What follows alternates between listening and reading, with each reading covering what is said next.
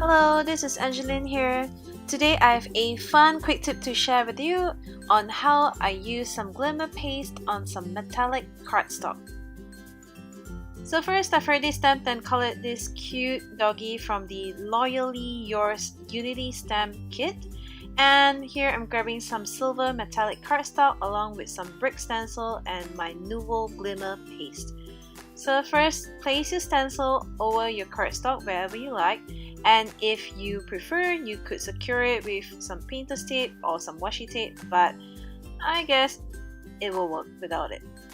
So I'm grabbing my palette knife and applying an even layer of my Nuvo glimmer paste on my cardstock and trying not to get anything underneath the stencil. What I like about this Nuvo glimmer paste is that it is glimmery and shining, and it dries fairly quickly too. Just check out the card. The glimmer paste on the metallic is a nice contrast and a really nice effect to add to your card. So here is my finished card with the cute doggy on it.